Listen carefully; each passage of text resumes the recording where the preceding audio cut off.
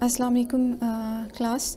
Today we are going to discuss next question, which is question number 2 from exercise. So as you can see, this question is same as we had discussed before, but this is just for the sake of your practice so that you may get used to new concepts and new ideas. You can see question on the screen. Following is the trial balance of Shaheen Cinema for the year ended on 30th June. Trial balance आपको given है. As you can see items on the screen, we have debit and credit side items. These items are given to you. Adjustments, you have to do certain adjustments as you can see down on the screen. These are the 4 adjustments that we have to pass: taxes payable, revenue receivable, depreciation of furniture, and reserve for bad debts. What is the requirement? Requirement is that you have to prepare 10 columns worksheet. The previous question from exercise that we had discussed was about 6 columns worksheet, and we prepared 6 columns worksheet. But this question is a bit changed from the previous one, because in this case we have to prepare 10 columns worksheet. So now let's start first of all with the adjustments, and after adjustments we will prepare 10 columns worksheet. So the first adjustment that is given to us is taxes payable are rupees 2,500. Taxes payable means you have to pay taxes. You have not paid yet, but in future you are going to pay the taxes. So this is the case of outstanding expenses. So for outstanding expenses we have the following adjusting entry. As you can see on the screen, you can write name of organization or company on the top. After that you can write adjusting entries, and if month is or year is available to you, you can also mention that.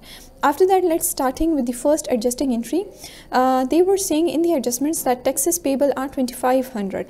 Taxes payable, when we discuss outstanding case, so on one hand expenses generate on the debit side, and on the other hand our liability generates on the credit side. That's why you can see tax expense account debit to tax payable account credit, because on one hand our expenses are increasing and on the other hand our liability is also increasing. So when increase in expenses comes, so we debit it, and when increase in liability comes, we credit it. Same is the case here that we have done. So amount is also mentioned on debit and credit side, and in narration you will write being the amount of taxes payable, or you can also say being the amount of outstanding taxes, something like that. Now moving towards the second adjustment. Second adjustment is revenue receivable is 15,000 rupees. Receivable means you have not received this much income yet, but you are sure that you are going to receive this much amount in future. So this is the case of accrued income. That income that you are going to receive in future. So what adjusting entry will pass here? Revenue receivable to revenue earned. Okay, revenue receivable to revenue earned. Revenue receivable is basically our asset.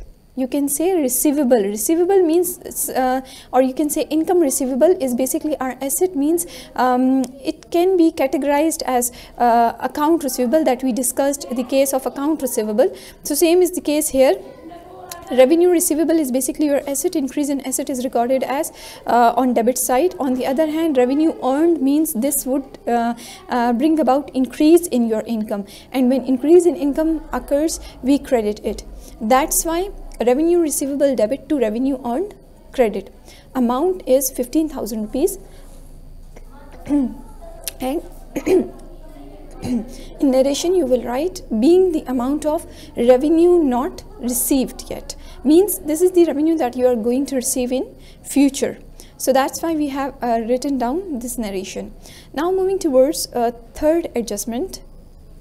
Third adjustment is depreciation of furniture at 5%. You have to calculate depreciation on furniture at the rate of 5%. So first of all, you should know the value of furniture that you will see from your trial balance, which is 16,000 rupees. So you have to calculate 5% of 16,000.